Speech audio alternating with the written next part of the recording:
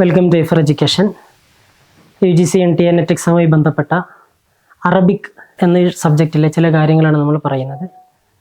മുമ്പ് ചില കാര്യങ്ങളൊക്കെ നമ്മൾ ഡിസ്കസ് ചെയ്തിരുന്നു. ഈ ഒരു എപ്പിസോഡിൽ മുൻകാല ചോദ്യങ്ങളിൽ ചിലതിനെ പരിചയപ്പെടുക എന്നുള്ളതാണ് നമ്മൾ ഉദ്ദേശിക്കുന്നത്. പ്രീവിയസ് ഇയർ ക്വസ്റ്റ്യനിലെ വളരെ പ്രധാനപ്പെട്ട ഒന്ന് രണ്ട് കാര്യങ്ങൾ മാത്രം നമുക്ക് ഡിസ്കസ് ചെയ്ത് ഈ സെഷൻ അവസാനിപ്പിക്കാം. യൂണിറ്റ് 7 നമുക്കറിയാം. യൂണിറ്റ് 7 ആണ് നമ്മുടെ മൊത്തം യൂണിറ്റുകളിലെ ഏറ്റവും വലിയ യൂണിറ്റ് എന്ന് പറയുന്നത്. 39 പേരെയാണ് നമുക്കതിൽ പഠിക്കാനുള്ളത്. അതിൽ കവികളുണ്ട്, നോവലിസ്റ്റുകളുണ്ട്, ഡ്രാമാറ്റിസ്റ്റുകളുണ്ട്, അതേപോലെ ഷോർട്ട് സ്റ്റോറിയുടെ ഒക്കെ ആളുകളുണ്ട്. ഇങ്ങനെ 5 വിഭാഗങ്ങളിലായിട്ട് നമുക്ക് പഠിക്കാനുണ്ട്. ഓക്കെ, അതേപോലെ എസ്സൈസ്റ്റുകളായിട്ട് 2 പേരെ പഠിക്കാനുണ്ട്. ഇങ്ങനെ മൊത്തം 39 പേരുണ്ട്. അതിൽ നിന്നും വന്നിട്ടുള്ള മുൻകാല ചോദ്യങ്ങളിൽ നിന്ന് 1-2 ചോദ്യങ്ങൾ മാത്രമേ നമ്മളിപ്പോൾ ഇവിടെ ഡിസ്കസ് ചെയ്യുന്നുള്ളൂ. ഒരു ചോദ്യം ഇതാണ്: അശ്ശാഇറുൽ അറബിയുല്ലദീ കാന സഫീറൻ ലി ബിലാദിഹി ഫിൽ ഹിന്ദ്. ഒരു കവിയുണ്ട്, അദ്ദേഹം ഇന്ത്യയിൽ അദ്ദേഹത്തിന്റെ നാടിനെ പ്രതിനിധീകരിച്ചുകൊണ്ട് അദ്ദേഹം അംബാസഡർ ആയിട്ടുണ്ട്. ആരാണ് ആ കവി എന്നുള്ളതാണ് ഓപ്ഷനിൽ കൊടുത്തിട്ടുള്ളത്. അബ്ദുൽ മുഅ്തി, നാസിക്കുൽ മലായിക്ക, ഉമർ അബൂ രീഷ, ഉമർ ബഹാഉൽ അമീരി. ഈ 4 പേരിൽ ആരാണ് ഇങ്ങനെ ഒരു അംബാസഡർ ആയിട്ടുള്ളത്? അപ്പൊ കവികളുടെ ചരിത്രം നമ്മൾ പഠിക്കുന്ന സമയത്ത് കേവലം അവർ കവിയായിരുന്നു, ഇവിടെ ജനിച്ചു അവിടെ ജനിച്ചു എന്നുള്ളത് മാത്രം നമ്മൾ പഠിച്ചാൽ പോരാ. അവരുടെ വർക്കുകളിൽ മാത്രം നമ്മൾ ശ്രദ്ധിച്ചാൽ മതിയാവുകയില്ല എന്നുള്ളതിന്റെ ഒരു സൂചന. അദ്ദേഹത്തിന്റെ ടോട്ടൽ പേഴ്സണാലിറ്റിയെ കുറിച്ചുള്ള ഒരു ഐഡിയ കൂടി നമുക്ക് ഉണ്ടാവണം എന്നുള്ള ഒരു സൂചനയാണ് ഈ ചോദ്യം എന്ന് പറയുന്നത്. ഓക്കെ, നമുക്ക് ആൻസറിലേക്ക് കിടക്കാം. ഉമർ അബൂ രീഷ എന്ന് പറയുന്നവരാണ്. നമുക്കറിയാം, ഈ സഫീറൊക്കെ ആവുക സ്വാഭാവികമായിട്ടും ഈ ഡിപ്ലോമാറ്റിക് മേഖലയിലൊക്കെ കൂടുതൽ പ്രാഗൽഭ്യമുള്ള കഴിവ് തെളിയിക്കുന്ന ആളുകളാണ് ഇത്തരം സഫീറൊക്കെ ആയിട്ട് നിയമിക്കപ്പെടുക. ഉമർ അബൂ രീഷ നല്ലൊരു ഡിപ്ലോമാറ്റിക് ആയിരുന്നു, രാഷ്ട്രീയ തന്ത്രജ്ഞനായിരുന്നു, സാഹിത്യകാരൻ എന്ന അതേ നിലയിൽ തന്നെ അദ്ദേഹം മറ്റു മേഖലകളിലും കഴിവ് തെളിയിച്ചിട്ടുള്ള ഒരു മൾട്ടി വേഴ്സറ്റൈൽ ആയിരുന്നു. അതുകൊണ്ട് അദ്ദേഹം പലപ്പോഴായിട്ട് പല നാടുകളിലും സിറിയയുടെ അംബാസഡറായിട്ട് അദ്ദേഹം നിയമിതനായിട്ടുണ്ട്. ഉമർ അബൂ രീഷ ഷായിറുൻ സൂരിയുൻ, അദ്ദേഹം സിറിയൻ കവിയാണ്. ഉലിദ ഫി മംബജ്, അദ്ദേഹം ജനിക്കുന്നത് മംബജ് എന്ന് പറയുന്ന പ്രദേശത്താണ്. ഫി മുഹാഫത്തി ഹൽബ്, നമ്മൾ ഇന്ന് അലോപ്പോ എന്ന് പറയുന്ന സിറിയയിലെ ഹൽബിലെ മംബജിലാണ് അദ്ദേഹം ജനിക്കുന്നത്. നശഅ ഫി ബൈത്തിൻ യഖൂലു അക്സറു അഫ്റാദിഹി അശ്ശിർ, അദ്ദേഹത്തിന്റെ കുടുംബത്തിലെ കൂടുതൽ ആളുകളും കവിതയുമായി ബന്ധമുള്ളവരായിരുന്നു. വതലഖ തഅലീമുൽ ഇബ്തിദാഇയ്യ ഫി മദീനത്തി ഹൽബ്, അലോപ്പോ എന്ന് പറയുന്ന തന്റെ ആ നാറ്റീവ് സിറ്റിയിൽ തന്നെയാണ് അദ്ദേഹം പ്രാഥമിക പഠനം നടത്തിയിട്ടുള്ളത്. വാതമ ദിറാസതുഹു സാനവിയ ഫിൽ കുല്ലിയ സൂരിയ അൽ പ്രൊട്ടസ്റ്റന്റിയ, പ്രൊട്ടസ്റ്റന്റിന്റെ കോളേജിലാണ് അദ്ദേഹം തന്റെ സെക്കൻഡറി പഠനം പൂർത്തീകരിച്ചിട്ടുള്ളത്. ഓക്കെ, അപ്പൊ ഉമർ അബൂ രീഷയുടെ ഒരു ബേസിക് ലൈഫാണ് നമ്മൾ പറഞ്ഞിട്ടുള്ളത്. യുഅ്തബറു മിൻ കിബാരി ശുഅറാഇ വ ഉദബാഇൽ അസ്രിൽ ഹദീസ്, ആധുനിക കാലഘട്ടത്തിലെ ഏറ്റവും വലിയ കവികളിൽ ഒരാളും സാഹിത്യകാരന്മാരിൽ ഒരാളും ഒക്കെ ആയിട്ട് ഉമർ അബൂ രീഷ പരിഗണിക്കപ്പെടുന്നുണ്ട്. വലഹു മക്കാന മർമൂഖ ഫി ദീവാനിൽ അറബി, അറബ് കവിതയിൽ അദ്ദേഹത്തിൻ്റെതായ ഒരു ഇടമുണ്ട്. വഹുവൽ ഇൻസാനു ഷാഇറുൽ അദീബ് അദ്ദിപ്ലോമാസി അല്ലദീ ഹമല ഫി അഖ്ലിഹി വഖൽബിഹി അൽ ഹുബ്ബ വൽ ആതിഫ വലിൽ വതൻ, തന്റെ നാടിനോടുള്ള പ്രണയവും വികാരവും മനസ്സിൽ കാത്തു സൂക്ഷിച്ച ഒരാളായിരുന്നു. വലിൽ ഇൻസാനി വലി താരിഖ് സൂരി, സിറിയൻ ചരിത്രത്തോടും സിറിയനിലെ മൊത്തം മനുഷ്യരോടൊക്കെയും അദ്ദേഹത്തിന് ഒരു ആതിഫത്ത് ഉണ്ടായിരുന്നു. വൽ അറബി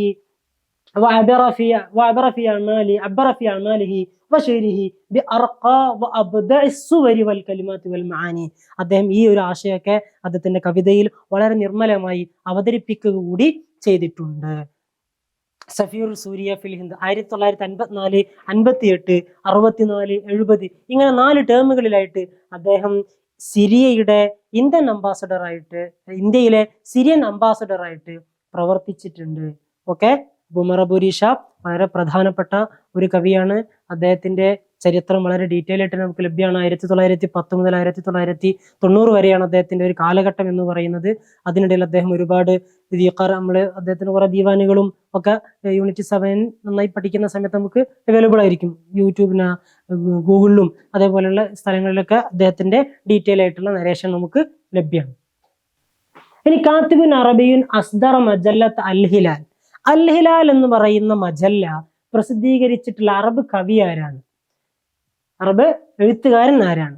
ഹുസൈൻ ഹൈക്കലാണോ, ജൂർജി സൈദാനാണോ, അബ്ദുൽ ഹമീദ് ജുവാദ സഹാറാണോ, നജീബ് കൈലാനിയാണോ?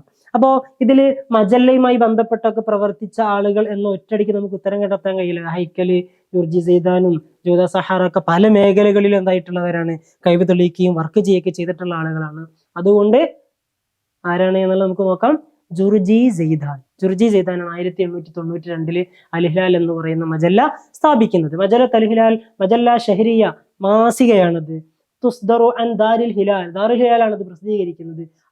അസ്സസഹ ജുർജി സെയ്ദാൻ 1892. 1892 ജുർജി സെയ്ദാൻ അത് സ്ഥാപിക്കുന്നത്. വസദറ അദദുഹാ അൽ-അവ്വൽ ഫി സെപ്റ്റംബർ 1 മിനൽ ആം നഫ്സി. 1892 സെപ്റ്റംബറിൽ തന്നെ അതിന്റെ ആദ്യ പ്രതി പുറത്തിറങ്ങിയിരുന്നു. വഹയ്യ ബിദാലിക തുഅദ് അവ്വല മജല്ല സഖാഫിയ ഷഹരിയ.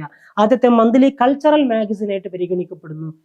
അറബിയിലെ ആദ്യത്തെ കൾച്ചറൽ മാഗസിൻ ആയിട്ട് പരിഗണിക്കപ്പെടുന്നതാണ് മജല്ലത്തു അൽ ഹിലാൽ എന്ന് പറയുന്നത്. വമാസാലത്തുസ്ദറു ഹത്തല്ലും, ഇപ്പോഴും അതിന്റെ പ്രസിദ്ധീകരണങ്ങൾ നടന്നുകൊണ്ടിരിക്കുന്നു. പിന്നെ അടുത്തൊരു ചോദ്യം, ഉലിദ ഡാഷ്. ഇതിൽ പറയപ്പെട്ട ഒരു കവിയാണ്. 1838 കെയ്റോയിൽ ജനിച്ചു. വ തയത്തമ സഗീറൻ, ചെറുപ്പത്തിൽ തന്നെ അനാഥമായി.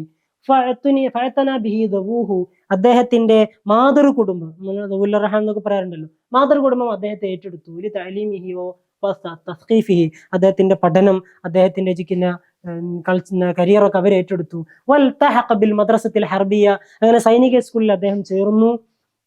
സാഫറിലെ ഇംഗ്ലണ്ടിലേക്ക് പോയിട്ടുണ്ട്, ഫ്രാൻസിലേക്ക് പോയിട്ടുണ്ട്. വദറസ നിസാമ ജയ്ഷിഹി, അദ്ദേഹത്തിന്റെ മിലിറ്ററിയുമായി ബന്ധപ്പെട്ട കാര്യങ്ങൾ അദ്ദേഹം പഠിച്ചിട്ടുണ്ട്. വലമ്മ ശബ്ബത്തി സൗറ അൽ ഉറാബിയ, അഹമ്മദ് ഉറാബി നേതൃത്വം കൊടുത്ത സൗറ ഉറാബിയയിലെ 1872 സമയത്ത്, ആ സമയത്ത് കാനമിൻ ഖുമാരിഹ, അതിന്റെ പ്രധാനപ്പെട്ട വക്താക്കളിൽ ഒരാളായിരുന്നു. ഫി തലിയാത്തി ശഅറാഇ ഫിൽ ഹദീസ്, ആധുനിക കവികളുടെ ഏറ്റവും മുൻനിരയിൽ വരുന്ന ആളുമാണ്. ഷൗഖി, ഖൗരി, ഹാഫിദ് ഇബ്രാഹിം, ബാറൂദി. അത് ഖൂരിയെ കുറിച്ചല്ല കൺഫ്യൂഷൻ ഒന്നുമില്ല, പക്ഷെ ബാക്കി 3 പേരും പ്രധാനപ്പെട്ട ആളുകൾ തന്നെയാണ് അല്ലെ. നോക്കാം. മഹമ്മൂദ് സാമി അൽ ബാറൂദി എന്ന് പറയുന്നവരാണ്. 1838 എന്ന് കൊടുത്തത് കൊണ്ട് നമുക്ക് ഒന്നുകൂടി ക്ലാരിറ്റി വരും. കാരണം 1869, 68, അതേപോലെ 70, 75 ആ ഒരു സമയത്തൊക്കെയാണ് ഹാഫിദ് ഇബ്രാഹിമും അഹമ്മദ് ഷൗക്കിയൊക്കെ ജനിക്കുന്നത്. റഷീദ് സലീം ഖൂരിയും 1880 ആ ഒരു സമയത്താണ് അദ്ദേഹം ജനിക്കുന്നത്. അതുകൊണ്ട് തന്നെ 1838 എന്ന് പറയുമ്പോൾ കാര്യം വളരെ വ്യക്തമാണ്, അത് സാമി ബാറൂദിയിലേക്കാണ് അത് ചെന്ന് ചേരുന്നത്. മഹമ്മൂദ് സാമി ബാറൂദി ഇബ്ൻ ഹസൻ ഹുസൈൻ ഇബ്ൻ അബ്ദില്ല അൽ ബാറൂദി അൽ മിസ്രി, ഷായിറുൻ വസീറുൻ മിസ്രിയൻ. 1838. അദ്ദേഹം കവിയാണ്, മിസ്രി മന്ത്രിയാണ്. മിൻ ഉസ്റ മുഅസ്സറ ലഹാ സിലത്തുൻ ബി ഉമൂരിൽ ഹുക്ം, ഭരണകൂടവുമായിട്ടൊക്കെ വലിയ ബന്ധമുള്ള കുടുംബമാണ്. നശഅ തമൂഹൻ സൈനിക മേഖലയിലേക്ക് അദ്ദേഹം വന്നതോടുകൂടി വിവിധ ഉദ്യോഗങ്ങൾ, സ്ഥാനങ്ങൾ അദ്ദേഹം വഹിച്ചിട്ടുണ്ട്. അദ്ദേഹം സാഹിത്യ പാരമ്പര്യം, അറബ് പൈതൃകം ഇതൊക്കെ അദ്ദേഹം കൂടുതലായിട്ട് പഠിക്കുകയും മനസ്സിലാക്കുകയും ചെയ്തിട്ടുണ്ട്. അദ്ദേഹത്തിന്റെ മറ്റൊരു സവിശേഷത കവിതകളൊക്കെ വായിക്കുകയും അത് അങ്ങനെ തന്നെ മനപ്പാടാക്കുകയും ചെയ്തു. അദ്ദേഹത്തിന്റെ ജീവിതത്തിന്റെ തുടക്കത്തിൽ തന്നെ വളരെ ഉഷാറായിട്ടുള്ള കവികളിൽ അദ്ദേഹം ആകർഷ്ടനായി. മിസൽ അബി തമാം വൽ ബുഹത്തരി വൽ ഷരീഫ് റളി വൽ മുതനബി വഗൈരിഹിം, ഇങ്ങനെയുള്ള മറ്റ് കവികളോടൊക്കെ അദ്ദേഹത്തിന് വലിയ കമ്പമുണ്ടായി. വഹുവ റാഇദു മദ്രസത്തിൽ ബഅസി വൽ ഇഹ്യാ, നമ്മൾ യൂണിറ്റ് 8 നമ്മൾ പഠിക്കുന്നതാണ് മദ്രസത്തുൽ ബഅസി വൽ ഇഹ്യാ. ഇതിന്റെ തലവനാണ് ആര്? നമ്മുടെ സാമി ബാറൂദി. നമ്മുടെ ക്ലാസിക് ജദീദി എന്നൊക്കെ നമ്മൾ പഠിച്ചിട്ടുണ്ട് അല്ലെ. വഹു അഹദു സുഅമായി സൗറ അൽ ഉറാബിയ, സൗറ ഉറാബിയുടെയും പ്രധാനപ്പെട്ട നേതൃനിരയിലുള്ള ഒരാളായിരുന്നു. ലഖദ് തവല്ല വിസാറത്തുൽ ഹർബിയ, ആഭ്യന്തര മന്ത്രിയായിരുന്നു. സുമരിയാസൽ വിസറ, പിന്നെ അദ്ദേഹം ബിഖ്തിയാരി തവാരി ലഹു, അദ്ദേഹത്തിന് പ്രധാനമന്ത്രി പദവൊക്കെ അദ്ദേഹത്തിലേക്ക് ഏൽപ്പിക്കപ്പെടുകയൊക്കെ ചെയ്തു. കൂടുതൽ ഉണ്ടായിട്ടൊന്നുമില്ല. വലുഖിബ ബി റബ്ബിസ് സൈഫി വൽ ഖലം, അദ്ദേഹം റബ്ബുൽ സൈഫി വൽ ഖലം, കാരണം അദ്ദേഹം സായുധ രംഗത്തും ഉണ്ടായിട്ടുണ്ട്, തൂലികാ രംഗത്തും ഉണ്ടായിട്ടുണ്ട്. അതുകൊണ്ട് തന്നെ സായുധ രംഗത്തും അദ്ദേഹം വളരെ വലിയ കഴിവുകൾ തെളിയിച്ചിട്ടുണ്ട്. അതുകൊണ്ട് അദ്ദേഹം റബ്ബു സൈഫാണ്. സൈനിക മേഖലയിൽ വലിയ പദവികൾ അദ്ദേഹം നേടിയിട്ടുണ്ട്, നമ്മൾ നേരത്തെ പറഞ്ഞു. അതുകൊണ്ട് റബ്ബു സൈഫാണ്. തൂലികാ രംഗത്ത് ആധുനിക കവിതകളിൽ ഏറ്റവും പ്രധാനപ്പെട്ട ആളും മദ്രസത്തുൽ ബഅസി വൽ ഇഹ്യാഇന്റെ ഒക്കെ സ്ഥാപകനുമാണ്. അതുകൊണ്ട് റബ്ബുൽ ഖലമുമാണ് അദ്ദേഹം. ഓക്കെ, അപ്പൊ റബ്ബുൽ സൈഫി വൽ ഖലം എന്ന അഭിസംബോധന ചെയ്യപ്പെടാറുള്ളത് നമ്മുടെ സാമി ബാറൂദിക്കാണ്. ഓക്കെ, അടുത്തൊരു ചോദ്യം. കിബാറു ഹദാദിസി വാദിൻ നൈൽ ഖസീദത്തുൻ ഷഹീറ അലി, ആരുടെ ഖസീദയാണ്? കിബാറു ഹവാദിസ് വാദിനിൽ, മിസ്രിലെ സംഭവ ബഹുലം അല്ലെങ്കിൽ വളരെ വലിയ സംഭവങ്ങൾ എന്ന ശീർഷകത്തിലുള്ള ഖസീദ ആരുടേതാണ്? ഹാഫിദ് ഇബ്രാഹിമിൻ്റെതാണോ? ഷായറുന്നീൽ എന്നൊക്കെ അറിയപ്പെടുന്ന ആളാണ് അല്ലെ. അഹമ്മദ് ഷൗക്കിയുടേതാണോ? ബാറൂദിയുടേതാണോ? ഖലീൽ മത്രാന്റേതാണോ? 4 പ്രധാനപ്പെട്ട കവികളാണ്, ഇങ്ങനെയൊക്കെ എഴുതാൻ യോഗ്യതയുള്ളവരുമാണ്. അഹമ്മദ് ഷൗക്കിയാണ് അല്ലെ, ആധുനിക കവികളുടെ തലവൻ എന്ന് നിരുപാധികം വിളിക്കപ്പെടുന്ന അമീർ ഷുഅറ ഇൽ അറബി അല്ലെ, ഫിൽ അസ്റിൽ ഹദീസ്. അത് അഹമ്മദ് ഷൗക്കിയാണ്. അപ്പൊ അഹമ്മദ് ഷൗക്കിയുടേതാണ് ഈ ഖസീദ എന്ന് പറയുന്നത്. ഈ ബൈത്തുകള് ഷൗക്കിയുടെ തന്നെ ഏറ്റവും ദൈർഘ്യമേറിയ കവിതകളിൽ ഒന്നാണ്. അത് മിൽഹമായിട്ട്, എപ്പിക് പോയമായിട്ട് അത് പരിഗണിക്കപ്പെടാറുണ്ട്. അതിൽ മിസ്റിന്റെ ചരിത്രം, മിസ്റിൽ അനുഭവിച്ചിട്ടുള്ള പ്രതിസന്ധികൾ, പ്രയാസങ്ങൾ, അതൊക്കെ അദ്ദേഹം പറയുന്നുണ്ട്. അത് മാത്രമല്ല പറയുന്നത്, അദ്ദേഹം കഴിഞ്ഞ കാലത്തെ ചരിത്രത്തിലെ മനോഹരമായ കാലഘട്ടവും അദ്ദേഹം അതിന്റെ താളുകളിൽ വിവരിക്കുന്നുണ്ട്. അലായിദി മുലൂക്കിൻ എവാം, വലിയ ഭരണാധികാരികളെ നാടിന് കൊണ്ടുവന്ന മനോഹരമായ ചരിത്രം, വേദനകളും പ്രയാസങ്ങളും മാത്രം, അതൊക്കെ അദ്ദേഹം പറയുന്നുണ്ട്. സെമിറ്റിക് മതങ്ങൾ, സമാവി എന്ന് പറഞ്ഞാൽ ഈ വഹീകളുള്ള മതങ്ങൾ എന്ന് പറഞ്ഞാൽ സെമിറ്റിക് മതങ്ങളിലാണ് ഈ ഒരു പ്രവാചകൻ എന്നൊക്കെ പറയുന്ന അല്ലെങ്കിൽ നുബുവത്തിന്റെ ഒക്കെ ഒരു അംശം ഉണ്ടാവുക. അപ്പൊ ആ ഒരു രൂപത്തിൽ അദ്ദേഹം കാര്യങ്ങൾ പറയുന്നുണ്ട്. ഇസ്ലാം മിസ്റിലേക്ക് ഇസ്ലാം എത്തിയത് പറയുന്നുണ്ട്. ഹദീസ്, അവിടെ അദ്ദേഹം എന്ത് ചെയ്യുന്നു? അയ്യൂബികളുടെ ചരിത്രം പറയുന്നു. കാലക്രമേണ അല്ലെങ്കിൽ ആ കാലഗണന അനുസരിച്ച് അദ്ദേഹം പറയുന്നു. പ്രധാനപ്പെട്ട ഒരു കാര്യം അദ്ദേഹം എന്തായിട്ടില്ല, പറയാതെ വിട്ടുപോയിട്ടില്ല. കാരണം അദ്ദേഹം ഇതൊരു ഖസീദ എന്നുള്ളതല്ല ഉദ്ദേശിച്ചത്, പകരം ഇതൊരു മൻലൂമത്തുൻ അല്ലെങ്കിൽ മൻലൂമത്തുൻ താരീഖിയ, ഖസീദ എന്നുള്ളതല്ല അദ്ദേഹം ഉദ്ദേശിക്കുന്നത്. ഇതൊരു ചരിത്രപരമായ ഒരു റെഫറൻസ് ആയി മാറുന്ന കവിതയാവണം. അതുകൊണ്ട് അദ്ദേഹം എല്ലാ പ്രധാനപ്പെട്ട കാര്യങ്ങളും തന്റെ കവിതയിൽ കൊണ്ടുവരാൻ ശ്രമിച്ചിട്ടുണ്ട്. അങ്ങനെ അദ്ദേഹം എവിടെ വരെ പറയുന്നുണ്ട്?